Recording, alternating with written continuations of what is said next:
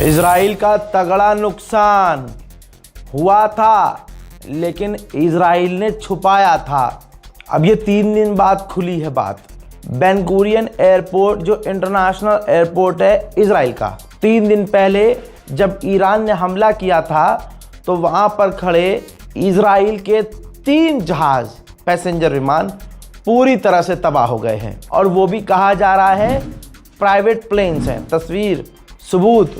रजा भाई से आपको सबूत चाहिए होता है ना, ये देखिए सबूत। 3 प्राइवेट जहाज, जी हाँ, पूरी तरह से तबाह हो गए हैं। ये किसी इजरायली वीवीआईपी बंदे के थे, पूरी तरह से तबाह। इजराइल ने छुपाया था।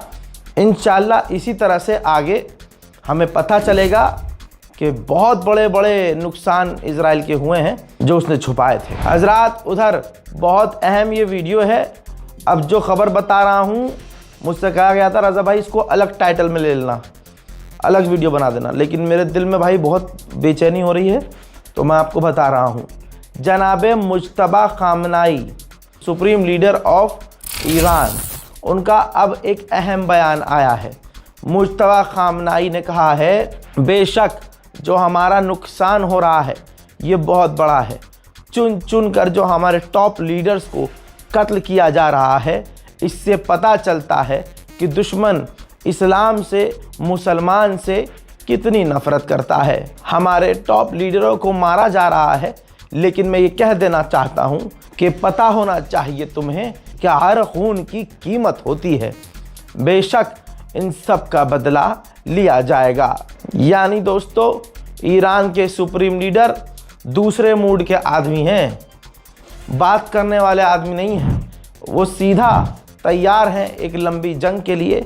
उनके स्टेटमेंट से यही नज़र आ रहा है। उधर रशिया ने मांग की है कि ईरान पर हमले बंद करो, स्ट्रेट ऑफ हॉर्मुज़ खुल सकता है बातचीत के ज़रिए, तो ईरान से बातचीत करो। हज़रात, पहले कतर ने कहा था, अब यूएई ने भी कह दिया है, जो ईरान का कट्टर दुश्मन है, जो इजराइल का पक्का साथी है, उस यूएई ने भी कह दिया है कि ये जो ईरान की गैस फील्ड पर हमला किया गया है, ये बहुत बड़ा एस्केलेशन है, ये बहुत ज़्यादा गलत हो गया है। ईरान के आईआरजीसी के स्पोक पर्सन ने कहा है कि इलाके के अंदर, हमारे इस पूरे गल्फ में जितने भी अमेरिका के ठिकाने हैं, अब हम सबको ख़त्म करेंगे। दोस्तों, ईरान की गैस फील्ड यानी इलेक्ट्रिसिटी हब को इजराइल ने उड़ा दिया। उसके कुछ और नए विजुअल्स आए हैं। याद रखिएगा, ईरान में अब अंधेरा है, कई इलाके में बिजली नहीं है। देखें,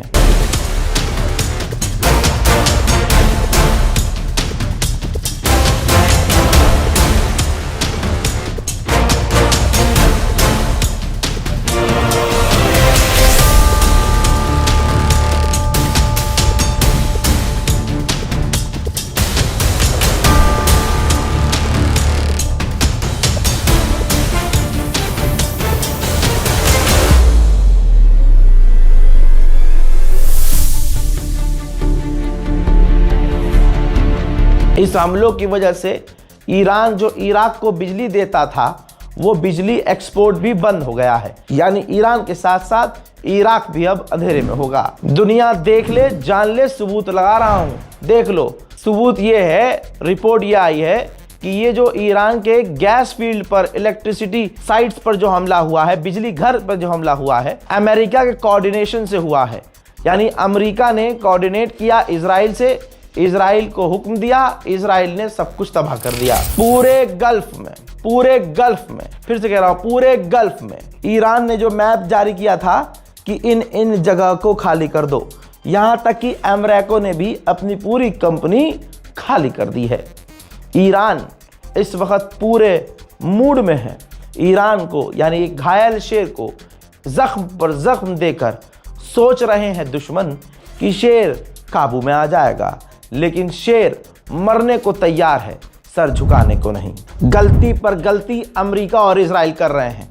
ये देख लीजिए, जैसे ही ईरान के गैस फील्ड पर हमला किया गया, तेल के दाम आसमान की तरफ तेजी से बढ़ गए हैं। ईरान ने जो कहा था $200 पर बैरल तेल पहुंचा देंगे, लग रहा है वो ईरान कर देगा।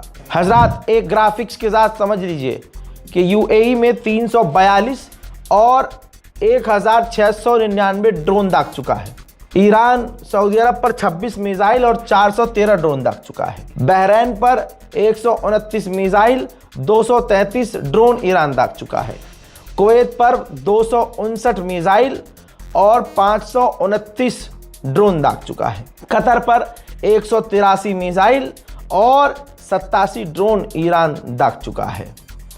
2 से ज़्यादा ड्रोन गिराए जा चुके हैं। ओमान में एक भी मिसाइल नहीं दागी है। 16 से 17 ड्रोन ईरान ने दागे हैं। ईरान ने जिस जासूस को तुरंत पकड़ा, तुरंत फांसी दे दी, वो एक स्वीडिश व्यक्ति था, स्वीडन का था।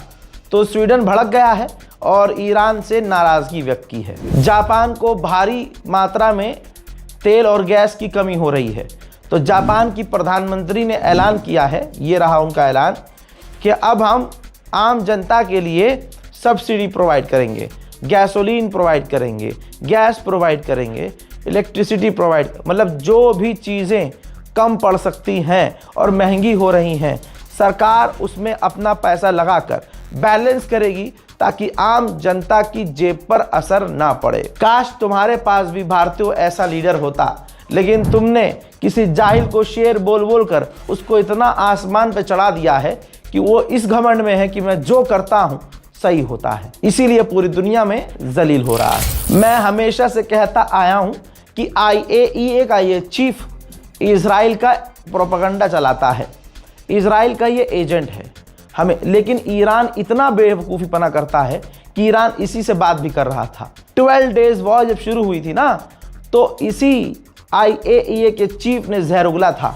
कि बस ईरान परमाणु बना सकता है, ये बात बोली थी। नेतन्याहू और अमेरिका ने उसकी ये बात घुमाई, चलाई, दिखाई और ईरान पर हमला कर दिया।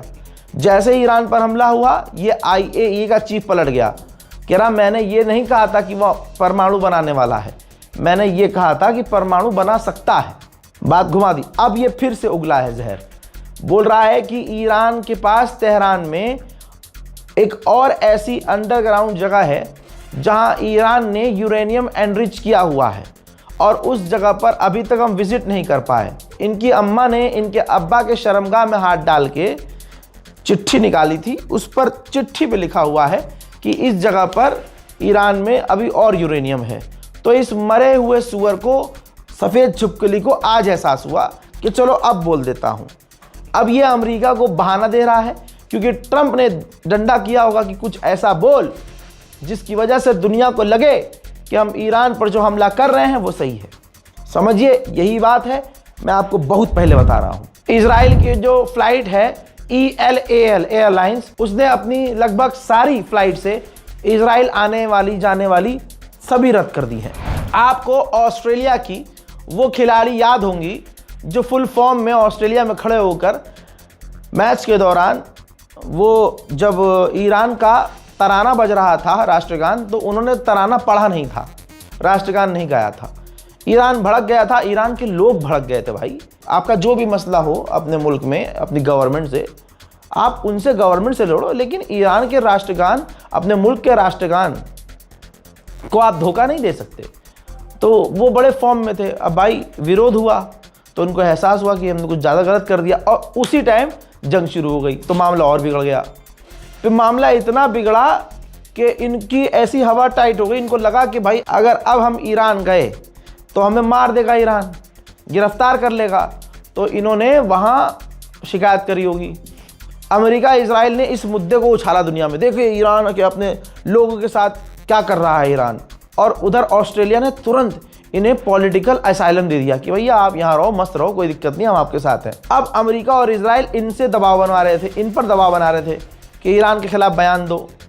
और उधर ऑस्ट्रेलिया कह रहा था करना तो पड़ेगा भाई साहब, आप हमारे मुल्क में रह रहे हो, हमने पॉलिटिकल असाइलम दिया है तो जो हम कहेंगे बोलना पड़ेगा। इतने में उधर ईरान से ऐलान होता है कि जो हमारी बच्चियां वहाँ फंसी हुई हैं ऑस्ट्रेलिया में, उनको डरने की ज़रूरत नहीं है, हम पूरी प्रोटेक्शन देंगे और आपके साथ कुछ गलत नहीं होगा। अब तस्वीर आपके सामने, सारी की सारी वो ईरानियन खिलाड़ियाँ एक दो को छोड़कर वापस आ गई हैं और उनका स्वागत ईरान ने कुछ ऐसे किया कि इजराइल और अमेरिका का झंडा ज़मीन पे बिछाया और उस पर चलकर इनका स्वागत करवाया। किसी को गिरफ्तार नहीं किया, किसी पर पेनल्टी नहीं लगाई, किसी को बैन नहीं किया। जो लड़कियां ज्यादा फॉर्म में थी, मतलब वहां जो उनकी टीम की जो वापस नहीं लौटी हैं, उन्होंने अपने कांड ऐसे किए थे जैसे उनको मतलब जो हिजाब पहनती थी, हिजाब पहनो मत पहनो, लेकिन सिर्फ हिजाब की दिक्कत नहीं थी, उनको ऐसी लड़कियों को दिक्कत है कि हम अपनी छाती क्यों नहीं दिखा पाते हैं, हम अपने ब्रेस्ट ऐसे बाहर निकाल के क्यों नहीं दिखा पाते जैसे यूरोप में दिखा रहे हैं, हम अपनी शर्मगाहों को क्यों छुपाएं। मतलब ये मेंटालिटी है, उनकी नज़र में ये है कि यही तो आज़ादी है, नंगा होना आज़ादी अगर है तो भाई जब हम आदिवासी थे, इंसान भी ढंग के नहीं बने थे, जो जंगलों में रहते हैं, अरे आदिवासी जंगलों में जो रहते हैं, जो कपड़ा वपड़ा नहीं पहनते हैं, उनसे ज़्यादा आज़ाद कौन? वो तो टॉप एडवांस है भाई। फिर यही वजह थी। बहरहाल फिलहाल के इस अपडेट में इतना ही। लौट रहा हूँ फिर से बड़ी जानकारियों के साथ, तब तक के लिए जय हिंद।